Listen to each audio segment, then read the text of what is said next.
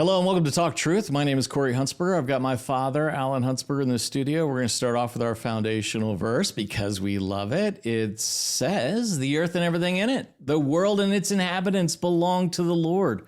For he laid its foundation on the seas and established it on the rivers."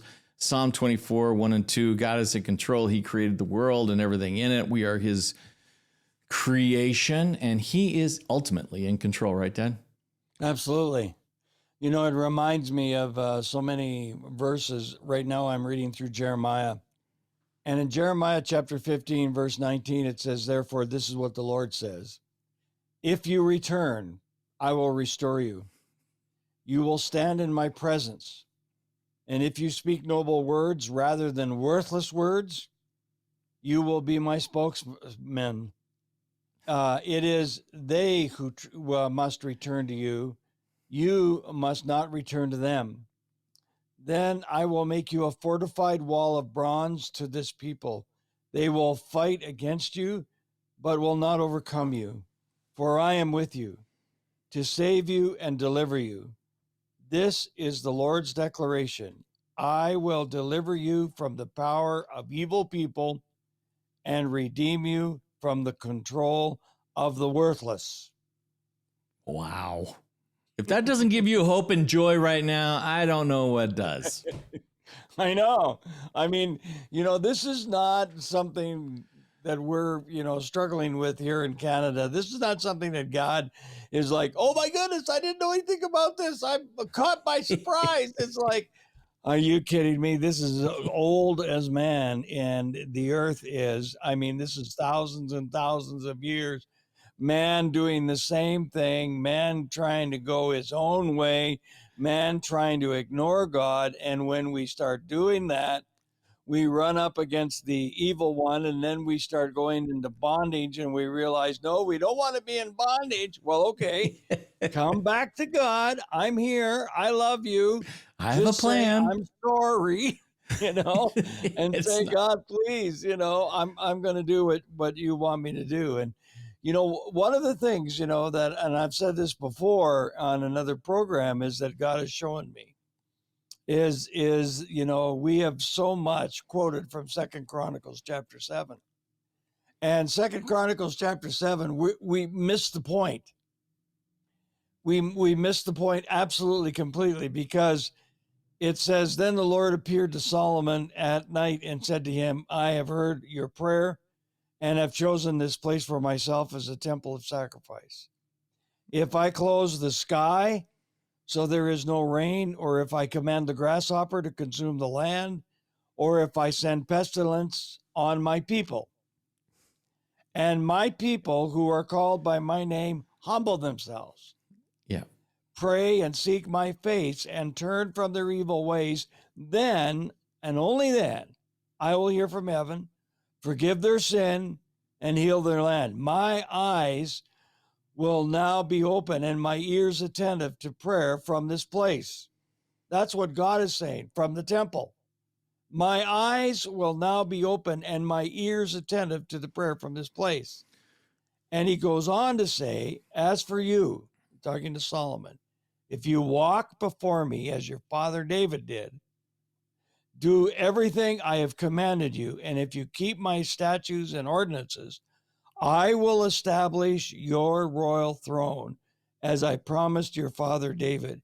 You will never fail to have a man ruling in Israel." Now, what does it mean if my people will humble themselves? What is it? What does that really mean? I'll tell you what it means. We say that the earth and everything in it, the world and its inhabitants, belong to the Lord. Okay. And we all believe that's true, right? Yes, we do. All right. How do you think God is going to bless a nation that kills babies in their mother's womb and has no law against it?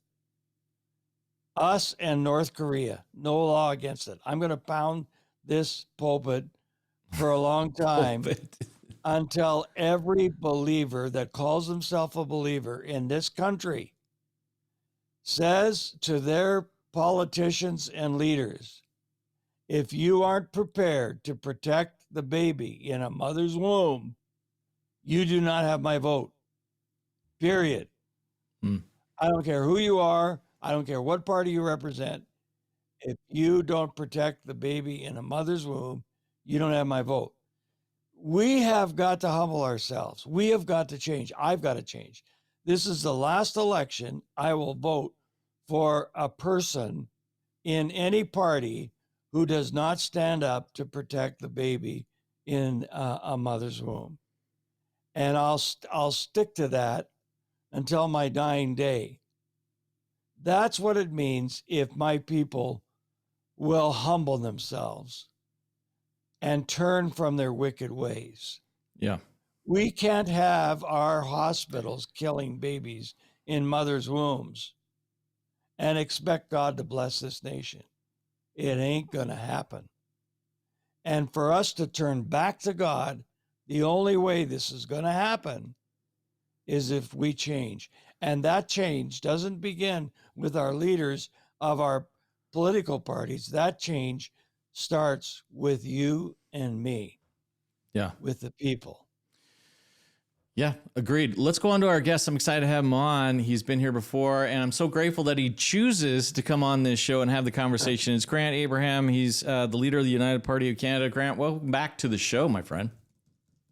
Thank you. Great to be back. Like I said, it's the morning after the night before with the federal election, and I just want to say a hearty amen to the epistle there by Alan, and that is exactly right. We have had an election now where the entire conservative framework in this country has voted for the lesser of two evils.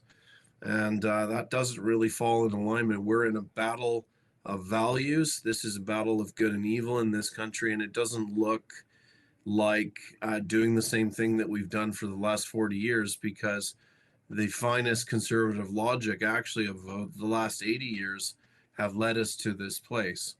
And when I looked at the outcomes last night, what I saw was a very clear value alignment from the left in terms of what they want to see in this country. And what we're seeing, we've seen it now for 10 years. We've seen the country moving towards a death cult. It's not just babies being aborted in their mother's wombs. It's babies being aborted half birthed. It's more atrocious than that. And we're not even talking about MAID. We're not talking about Bill C-4. We've talked about these things on other levels in terms of the disgusting loss of parental authority that the Conservative Party has enabled. So, I mean, it's time to wake up. All of these arguments, we're going to split the vote, all of these things. We've had now 3 federal elections, 2019, 2021, 2025, and all these old adages and arguments are showing themselves to be flimsy. And we must look and say, unless we start talking about the values, we are in a huge value deficit in this country. And until we actually start linking our values into the political narrative, and by that I mean kicking down the wall between the secular and the sacred, because Canadians have all been groomed into this space where, we can't really apply our sense of personal spiritual values to our vote. We've got to kind of cordon those off somewhere. And actually, the secular framework is not doing that at all. They're actually integrating them, and they're moving forward with a force, and an integrated force that I would say is even spiritual in terms of darkness in this country. And until we actually plug in our values again to the supremacy of God and the rule of law, we're going to keep repeating this loser cycle that we have going in this country.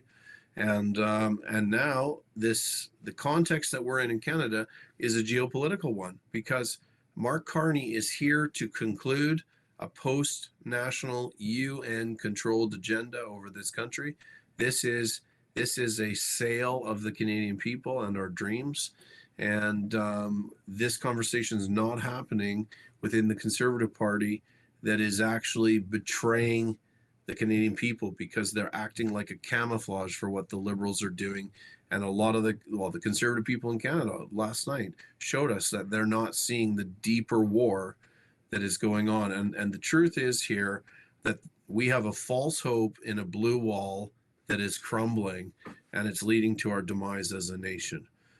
So I think ultimately people are looking deeper, and they're being brought into the space, actually, Alan, that you're talking about, in terms of where are we, and can we continue to allow our vote to live in a house of disrepute? Because the Conservative Party has completely disconnected from the value framework of the people that watch this show, the people that honor God across this continent. I mean, there's American viewers that may well be watching this and saying, we need to reintegrate a discussion about God in this country so we can say yes and no about things.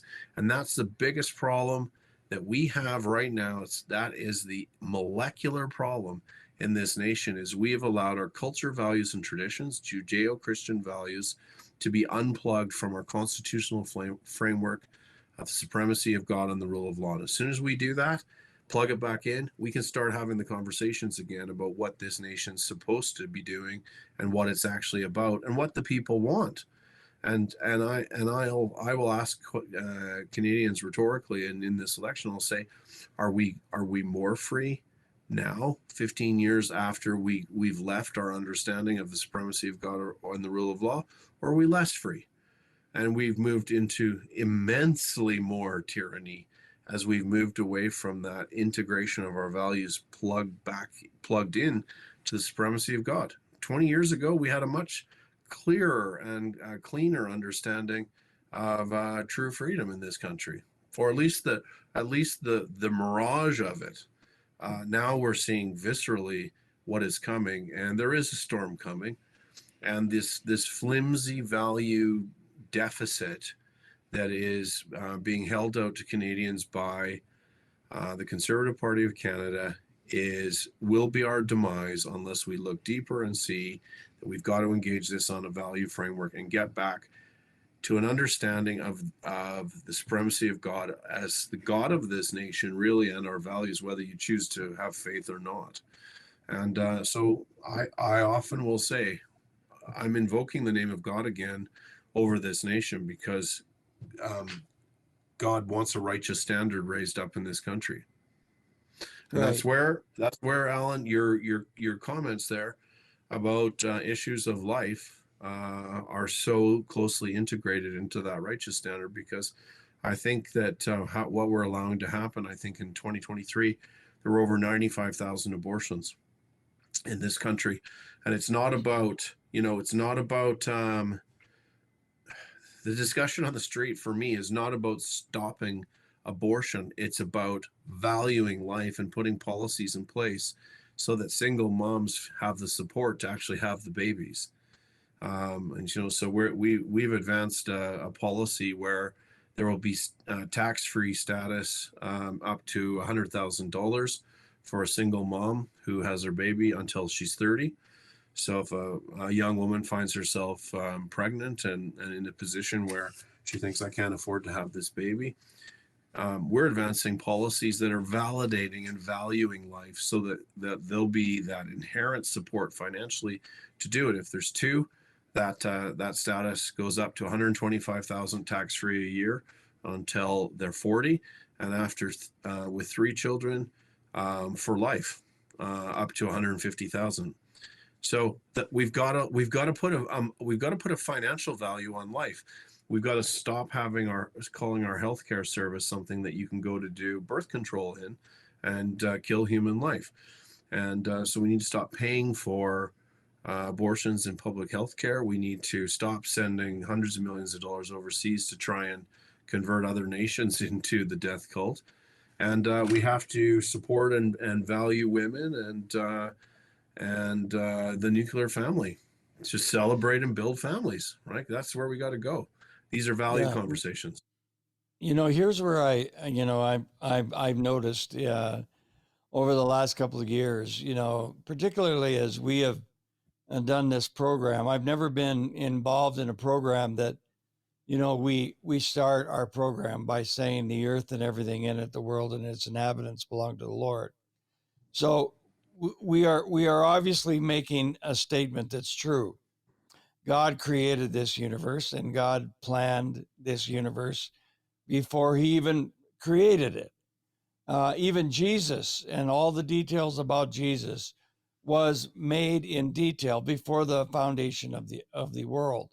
So the interesting thing is that we have to get to the place as a people on this planet that we are put here by God, who created us for a purpose so that he could have fellowship with man. God wanted to have a relationship with man.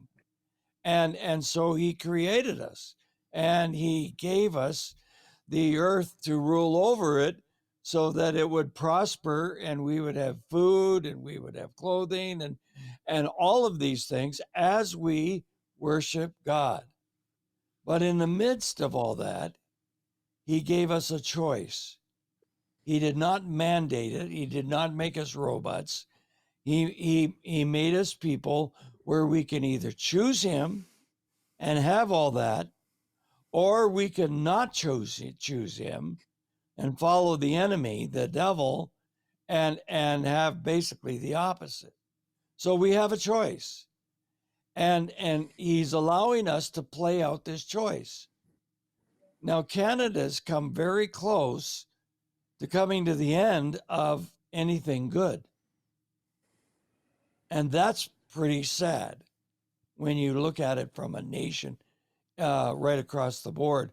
There's individuals that obviously are still here and still loving the Lord and putting God first. But bottom line is that we've got to say to our leaders, we cannot have a nation that doesn't protect the person who can't protect themselves. We have to have laws that can protect the baby in the mother's womb. We have to have laws that protect the childless. We have to put this together in the perspective of the Word of God. And you can call it what you want. Here again, God's not forcing you. You want to follow the enemy? Fine, you pay the price. The problem is the whole nation is starting to pay the price of following the enemy in a corporate sense. And that's a scary, scary situation. Well, 53.3% of the last census identify with Christian faith in this nation. And yet that entire block is voting to a compromise in relation to their actual spiritual values. And that's a double-minded position. We now have had 3 federal elections where all of the arguments positioned by the Conservative Party have failed. Don't split the vote. People are voting for the lesser of two evils. And what we need to do is actually embolden and empower about the value arguments for what the nation's interested in actually talking about. And right now we're still talking about superficial symptoms. The examples are all over the place. Pierre Poilievre was offering 50,000 beds for rehabilitation from fentanyl. Why aren't we stopping organized crime to produce fentanyl? Right? People think, oh, that's so great. That's so caring. Yeah, people need to be rehabilitated. I agree. We need to care for people, but we also need to stop what it is that's killing them.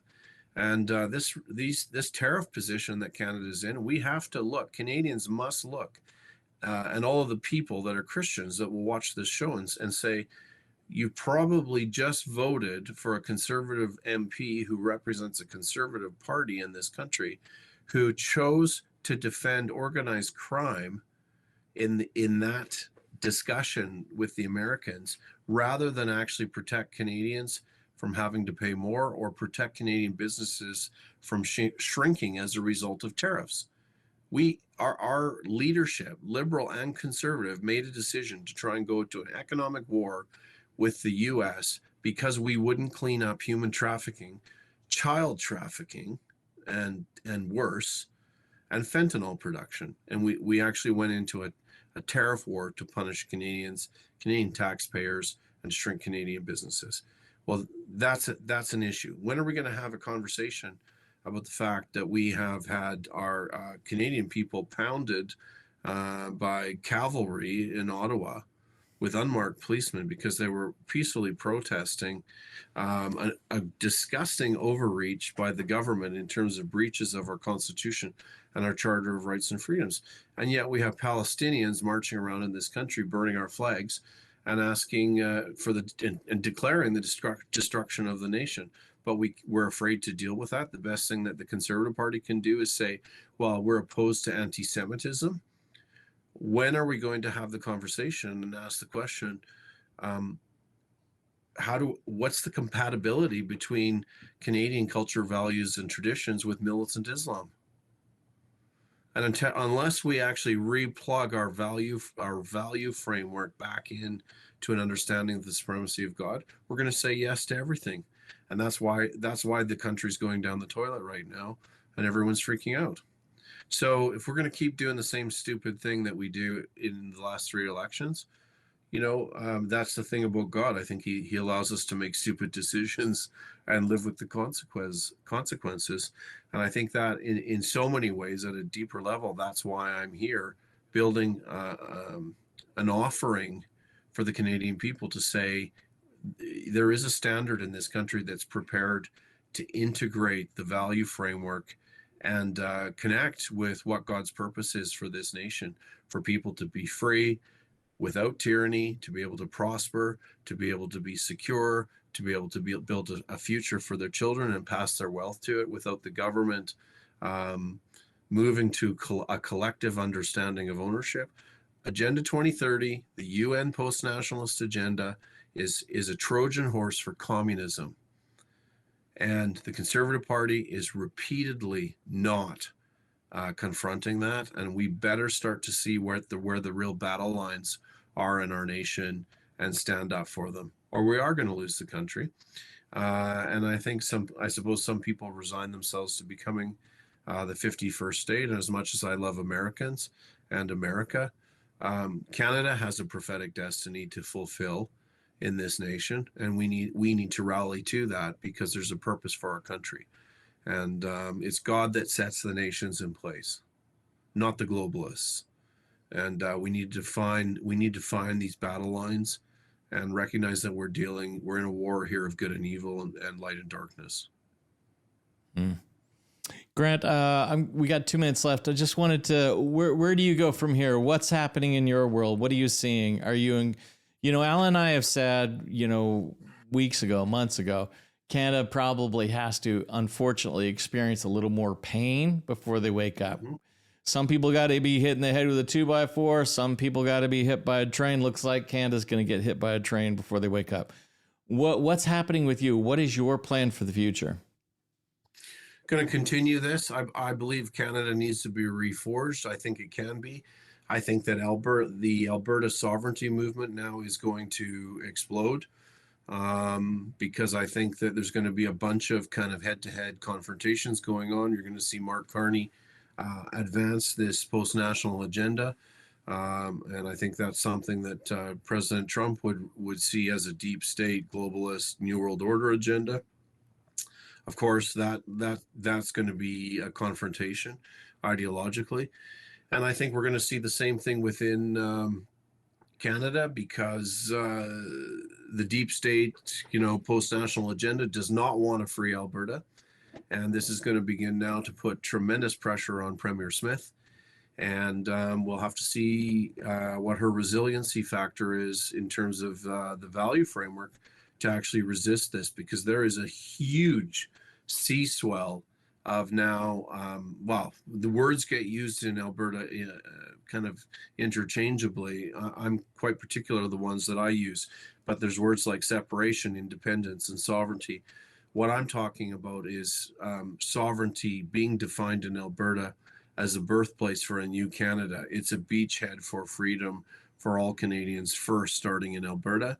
And this is the conversation that no doubt is going to begin this week, even this weekend, with some of the rallies that are going on. And we're going to continue to explore how to actually move towards Canada's destiny for the next 200 years being secured.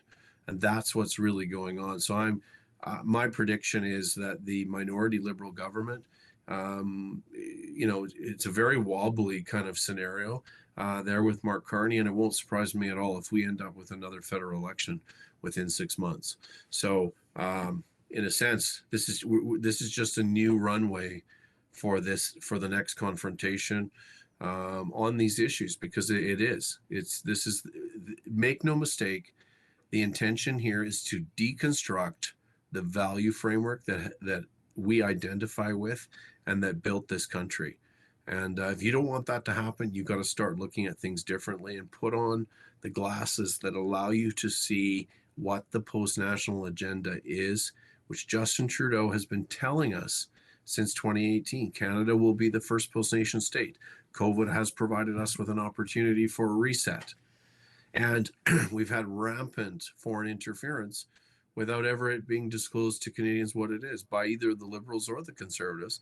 And we just voted on 11 MPs who are likely the agents of foreign governments or severely under the influence of those foreign governments, because our established legacy parties won't tell us.